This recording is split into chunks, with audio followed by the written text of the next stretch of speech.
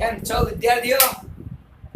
આજે આપણે ફરીથી ચેપ્ટર નંબર 3 સુરેખ નિયત સંબંધની વાત કરીશું.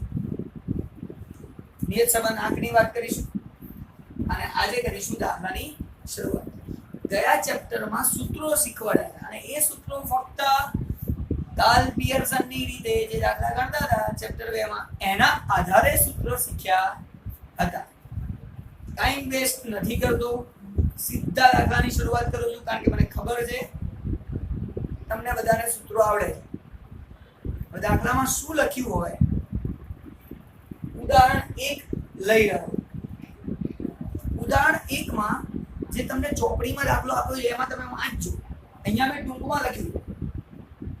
એ ચોપડીમાં તમને શું આપેલું છે? પહેલા તમને એવું કીધું છે ચોપડીમાં કે કારનું આયુષ્ય અને વાર્ષિક નિભાવ ખર્ચ, કારનું આયુષ્ય અને વાર્ષિક નિભાવ ખર્ચ આ બંને આપેલા છે. હવે બંને વસ્તુ તમને આપેલી છે, એના આધારે તમને નીચે શોધવાનું કહે છે નિભાવ ખર્ચની, ફરીથી નિભાવ ખર્ચની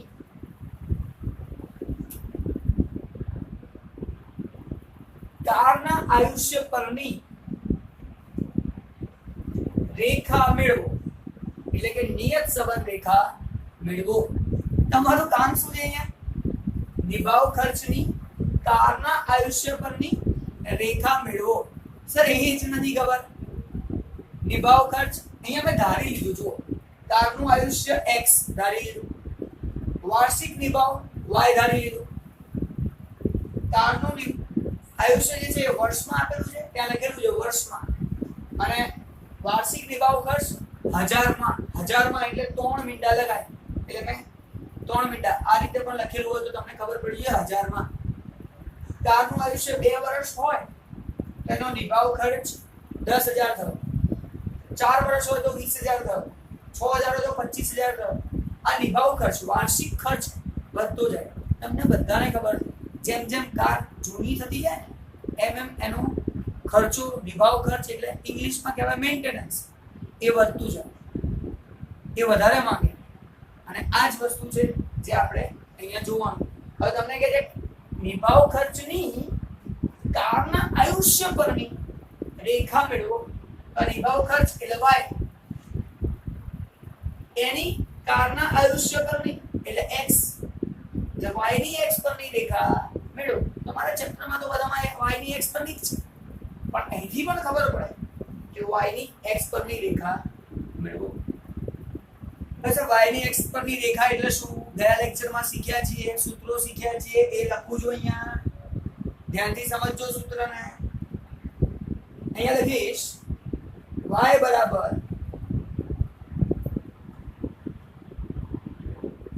a plus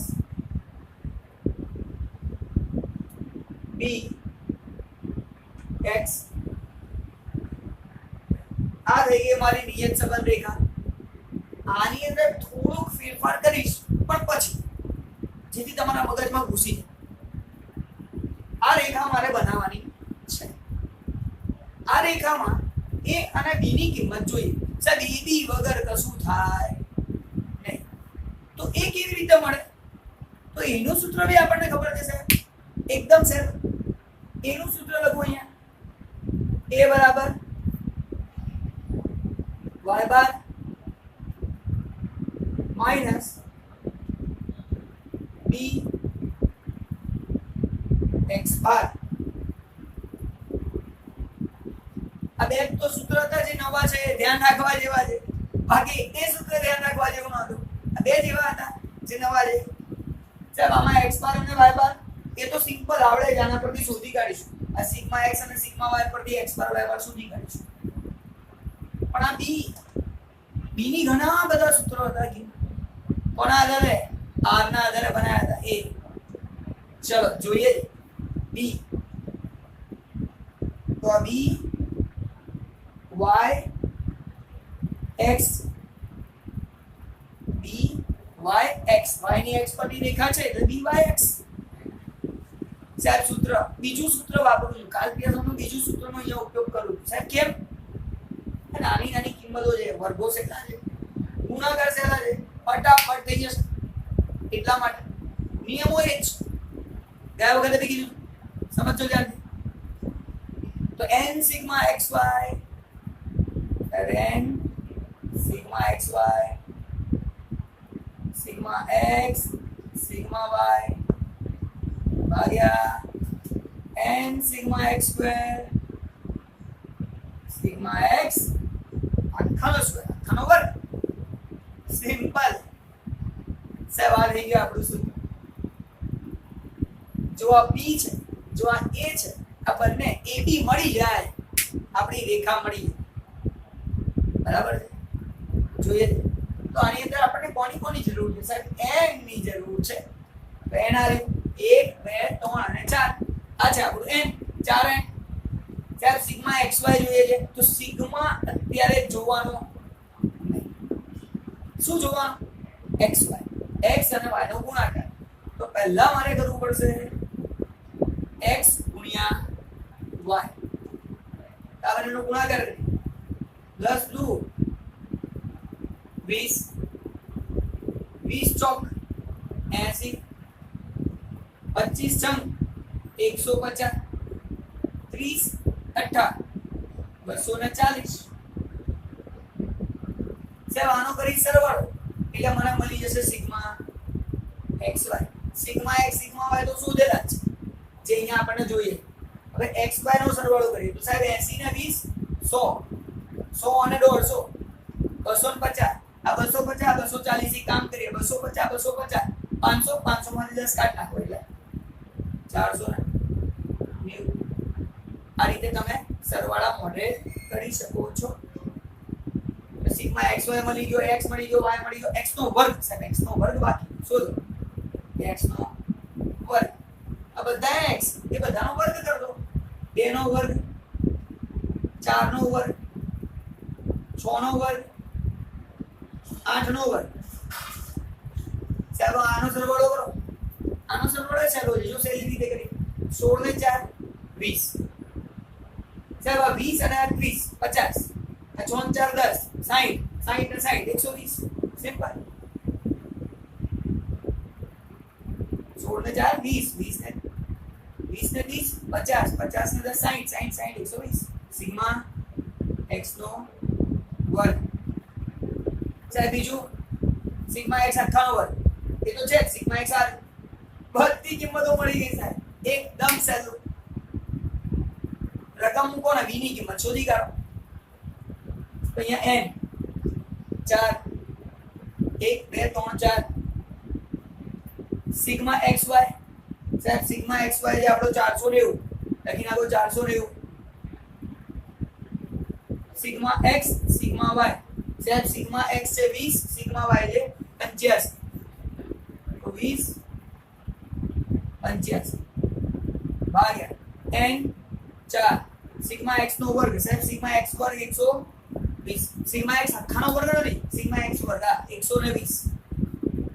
આ બધું તમે ચેપ્ટર નંબર 2 માં શીખ્યા છો, માટે ડિટેલમાં નથી કહેતો. બધી જ ગણતરી એ જ છે. સિગ્મા x આખાનો વર્ગ તો 20 નો આખાનો વર્ગ. હવે સાહેબ દાખલો ગણવાનું શરૂ કરો, ફટાફટ ખબર પડે કેવી રીતે થાય. તો જો હું દાખલાની વાત કરું તો તમને લોકોને આપેલું છે 4 ગુણ્યા 490. તો કેલ્ક્યુલેટરમાં તમે કરશો, હું અહીંયા જોઈ લઉં છું. 4 ગુણ્યા 490 1960 સોરી. પછી 20 ગુણ્યા 85 1700. 1248 480. 20 નો વર્ગ 400. સાહેબ પતી ગયું. 1960 માઈનસ 1700 17 18 19 200 260 ભાગ્યા 480 માંથી 400 જાય 80. સાહેબ બંનેનો ભાગાકાર કરો, જવાબ આવશે 3.25. 3.25. આ થયો તમારો જવાબ બી નો. સાહેબ આજે મને મળ્યું એ છે બી, બીજું કશું નહીં. તો આ થઈ ગઈ બી ની કિંમત. આ બી ની કિંમત આપણે અહીંયા મૂકીએ, x બાર y બાર ની કિંમત મૂકીએ એટલે આપણો કામ તૈયાર. સમજો, અહીંયા હું રકમ મૂકી દઉં છું, પણ એના માટે x બાર y બાર જોઈએ છે, બે તો છે નહીં. શોધી કાઢો. એ તો તમે હોશિયાર છો. x બાર બરાબર સિગ્મા x ભાગ્યા n. સિગ્મા x છે 20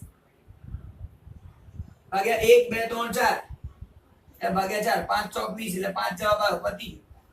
x બાર બરાબર 5. બીજું જોઈએ y બાર સિગ્મા y ભાગ્યા n. સિગ્મા y છે 85 85 ભાગ્યા 4 કરો. જો 85 ભાગ્યા 4 કેલ્ક્યુલેટર માં કરો ફટાફટ. હું તો અહીંયા જોઈ લઉં છું એટલે આપણું કામ પૂરું. 21.25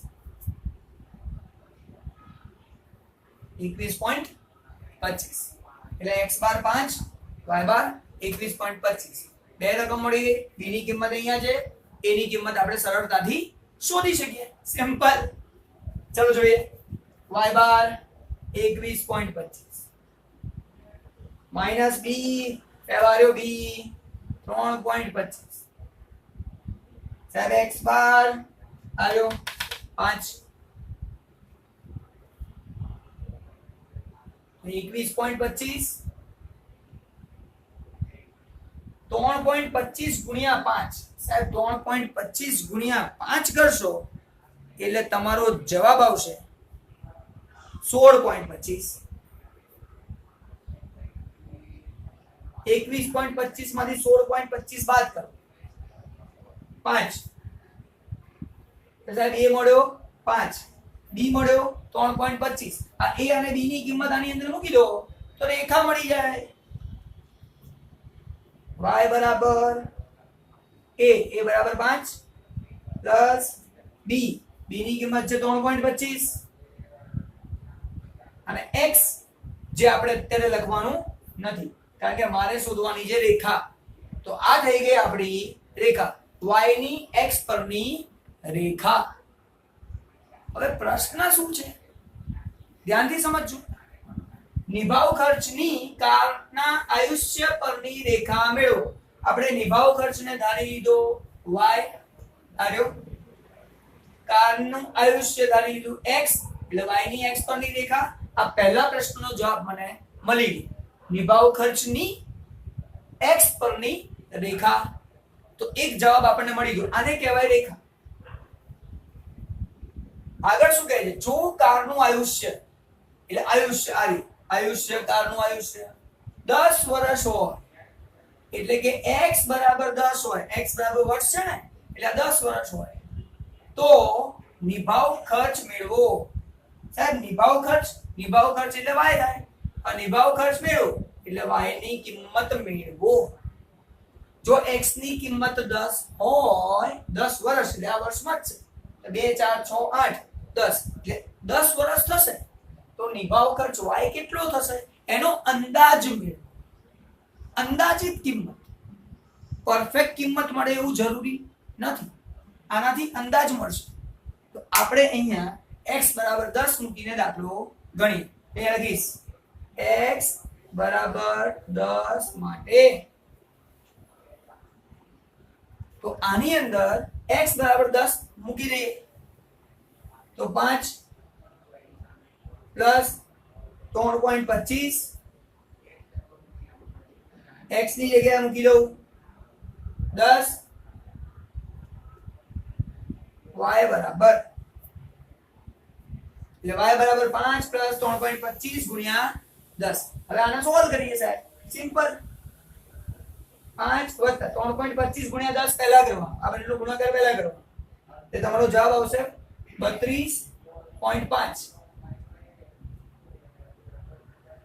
5 વત્તા 32.5 37.5. તો y ની કિંમત મળી 37.5. તો આ થઈ ગયો તમારો અંદાજ. મહત્વની વસ્તુ જે મેં તમને કીધી હતી પછી શીખવાડીશ.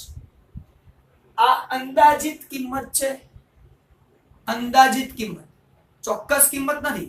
આ બધી ચોક્કસ કિંમતો છે. 2 વર્ષે 10,000 જ થયો છે, 4 વર્ષે 20,000 જ થયો છે, 25 જ થયો છે, 30 જ થયો છે, પણ 10મા વર્ષે કદાચ આટલો થશે. ઓછો પણ થાય, વધારે બી થાય, કંઈ પણ થઈ શકે. અને એટલા માટે આ y નથી, આ બધા y છે પણ આ y નથી. સાહેબ શું કરવા લખ્યું? y નથી, આ y કેપ છે. કોઈ ટોપી પહેરાઈ ગયો, આ એવું છે, ટોપી પહેરાવે છે આપણને. y કેપ અંદાજ આજુબાજુ. એટલે આ જે સૂત્ર છે એમાં પણ લખાય છે y કેપ, અહીંયા પણ લખાય છે y કેપ, અને આ છે મારી રેખા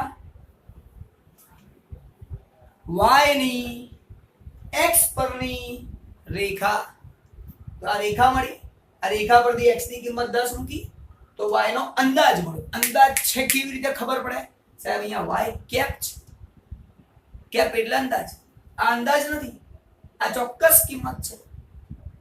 એટલા માટે ચોપડીમાં તમને કેપ આપ્યું હશે, ના આપ્યું તો આપણે તો કરવાનું જ. ગયા લેક્ચરમાં આ વસ્તુ નથી કીધી. જે વસ્તુ જ્યાં આવે ચોક્કસ ખબર પડે માટે લખવું. અહીંયા આપણો સાહેબ ઉદાહરણ નંબર 1 પૂરું, પતી ગયો, દાખલો પૂરો. હવે બીજો દાખલો ગણીએ. ઉદાહરણ નંબર 5. હવે ઉદાહરણ નંબર 5 શું છે ખબર છે? એકદમ છે આ જ દાખલો પૂછ્યો છે, ઉદાહરણ નંબર 5.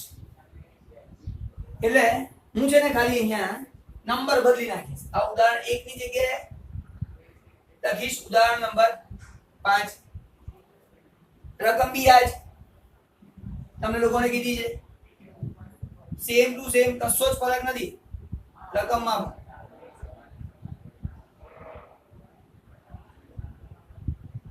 એટલે હું છે ને ઓરિજિનલ રકમ લખું છું, બાકી બધું ભૂસી નાખું છું.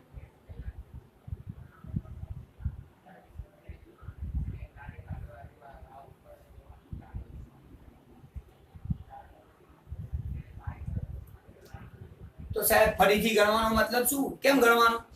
ઉદાહરણ 5 માં એવું કીધું છે કે ઉદાહરણ 1 નો દાખલો ટૂંકી રીતે ગણો, બસ આટલો જ ફરક. આ જ દાખલો ટૂંકી રીતે ગણો. હવે સાહેબ ટૂંકી રીત કઈ રીતે ગણાય? યુવી વાળી રીત એ ટૂંકી રીત. આપણે યુવી વાળું સૂત્ર વાપરતા હતા એને કહેવાય ટૂંકી રીત. તો આ જે સૂત્ર છે બદલી નાખો. આ જે વસ્તુ લખી છે સૂત્રમાં એ બધું પૂછીને ટૂંકી રીતે દાખલો ગણીએ. સિમ્પલ. તો ટૂંકી રીતનું સૂત્ર તો લખો સાહેબ. પહેલા તો કાર્લ પિયર્સન પરથી જે મેં ગયા લેક્ચરમાં શીખવાડ્યું એ શીખવાડું, પછી કંઈક નવું ટ્વિસ્ટ શીખવાડીશ.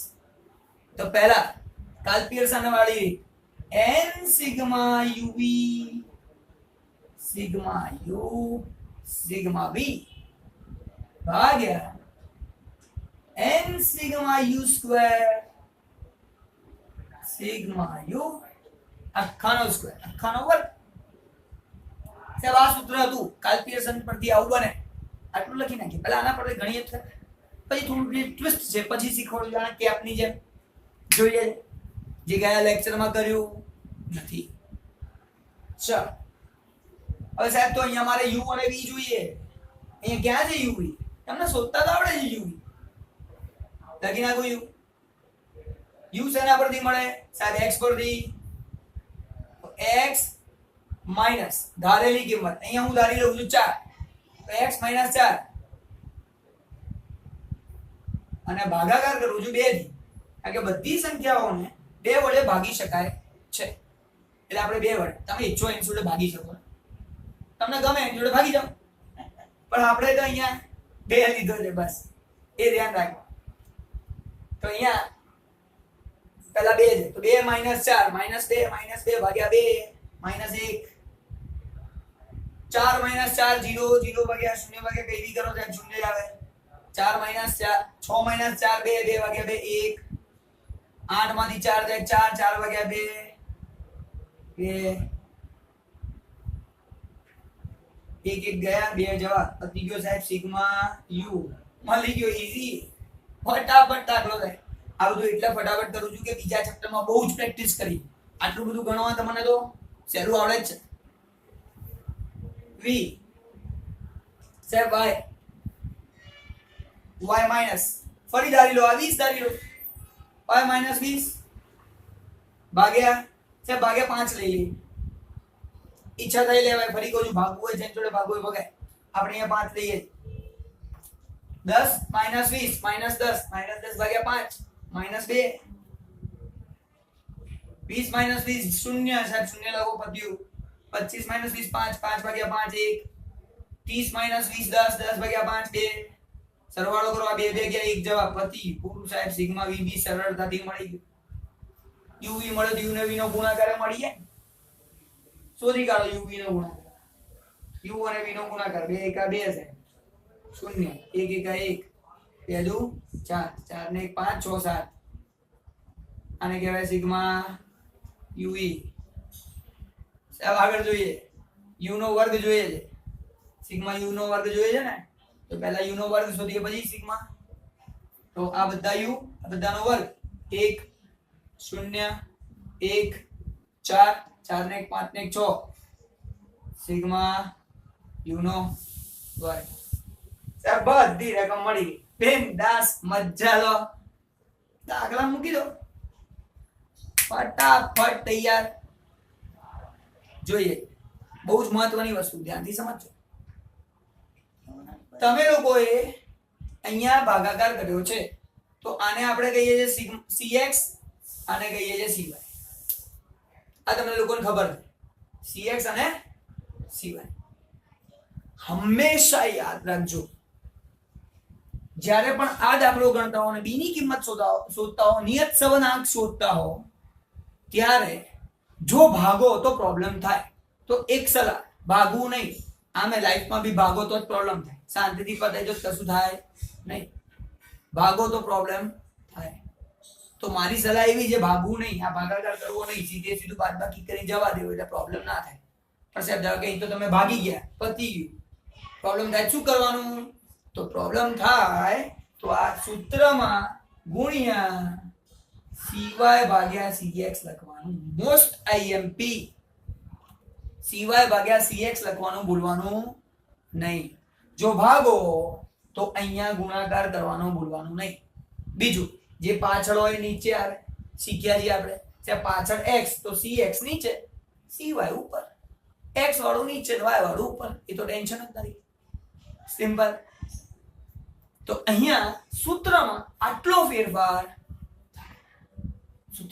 ફેરફાર થાય. જો ભાગો તો, ભાગો નહીં તો આ લખવાની જરૂર જ નથી. અને એટલે કહું છું, ભાગવાનું નહીં, ઝંઝટ જ નહીં. પણ હા, અમુક વખત દાખલા એવા આવે, ભાગવું ફરજિયાત થઈ જાય, પરિસ્થિતિ જેવી આવે, ભાગ્યા સિવાય ઓપ્શન જ નહીં, તો પછી ગુણી નાખવાનું. સિમ્પલ. હવે દાખલો ગણવાનો શરૂ કરીએ. સમજો. n 1 2 3 4 છે. 4 છે, લખો 4. સિગ્મા uv આ રહ્યો 7, લખો 7. Sigma u sigma v, sigma u 2 sigma v 1. n 4 sigma u નો વર્ગ આવ્યો, sigma u square 6. Sigma u whole square, sigma u આવ્યો 2 2 આખાનો વર્ગ.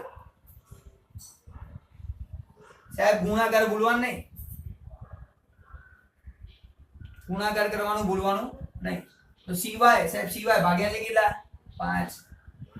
cx સાહેબ 2 પત્યું. 7 ચોક તો કે 28, 2 એકા 2, 6 ચોક 24, 2 નો વર્ગ 4 ગુણ્યા 5 ભાગ્યા 2, 28 માઈનસ 2 એટલે 26. 24 માંથી 4 જાય એટલે 20. 5 ચોક 20, 13 દુ 26. આ 13 ભાગ્યા 4 કરશો એટલે જવાબ આવશે 3.25. જવાબમાં કોઈ ફેર પડે નહીં. રીત કોઈ બી વાપરો, કોઈ બી રીતે કરો, જવાબ તો સરખો જ આવે. ગયા ચેપ્ટરમાં એક તો શીખ્યા. એટલે d નો જવાબ સરખો તો સાહેબ a નો જવાબ સરખો, કારણ કે x બાર y બાર તો બદલાયા નથી. a અને b મળી જાય તો આ સરખું, આ સરખું, તો નીચેનો દાખલો સરખો. મહત્વનું સમજવાનું શું હતું? હા, ટૂંકી રીત કરાય કેવી રીતે એ તો સમજવાનું હતું. એટલે સમજો છોકરાઓ, ધ્યાનથી મારી વાત. હવે આજે મેં તમને શું કરાવડાવ્યું? ઉદાહરણ નંબર 1. પહેલા તો સાદી રીતે. પછી ઉદાહરણ નંબર 5 જે તમને આપેલું જ છે, ચોપડીનું જ છે, એમાં લખ્યું છે ટૂંકી રીતે. તો આ ટૂંકી રીત. ટૂંકી રીતમાં ધ્યાન શું રાખવાનું છે? સિવાય CX. સર કેમ? તો તમે લોકોને ચેપ્ટર નંબર 2 યાદ કરાવડો પહેલા. એમાં મેં લખાવડાવ્યું કે R ની કિંમતને ફરક પડે છે. સાહેબ R ની કિંમતને શેનાથી ફરક પડે છે?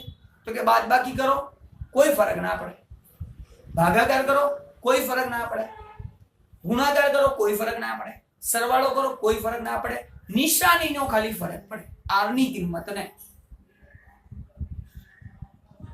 એટલે ઉગમ બિંદુ અને માપ પરિવર્તનથી મુક્ત છે, આવું એનું એક લક્ષણ હતું.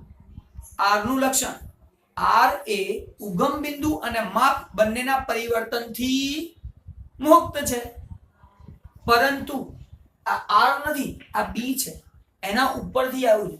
એને ઉગમ બિંદુથી ફરક નથી પડતો, પણ ભાગવાથી ફરક પડે છે, માપના પરિવર્તનથી ફરક પડે છે. અને એટલા માટે ગુણાકારમાં CY અને CX લખાય છે.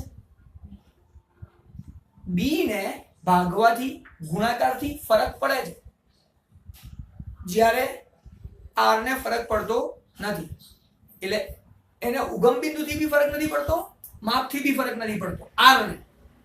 આને ઉગમ બિંદુથી ફરક નથી પડતો, આ બાદબાકી કરવાથી કોઈ ફરક નથી પડતો, પણ જો ભાગો તો ગુણાકારમાં લખવું પડે, ગુણાકાર કરો તો લખવું પડે. એટલે ગુણાકાર ભાગાકારથી ફરક પડે છે, એટલે માપના પરિવર્તનથી એને ફરક પડે છે. માટે સૂત્રમાં આટલી વસ્તુ બદલાય છે, જે ગયા લેક્ચરમાં શીખવાડ્યું નથી. આ લેક્ચરમાં શીખવાડું છું, જેથી એડવાન્સ સ્ટેપ થોડું થોડું ધીરે ધીરે અપાય. ગયા લેક્ચરમાં ખાલી સૂત્ર બનાવતા શીખવાડ્યું, ઓલા R ના સૂત્રોને આધારે. હવે ચોપડીના બધા ટૂંકા મોટા બધા પ્રકારના દાખલા તમે જાતે ગણી શકો છો. તો બધા જ લોકો બધા દાખલા ગણવાનો ટ્રાય કરશે. નેક્સ્ટ ટાઈમ નવા દાખલા સાથે મળીશું, થોડા જુદા દાખલાઓ સાથે મળીશું. આજનો લેક્ચર પૂરો. કામ શું કરવાનું? બધા જ દાખલા ચોપડીના ગણી શકો છો. ટ્રાય કરો. બાય. મળીએ છે નવા મેથડ સાથે.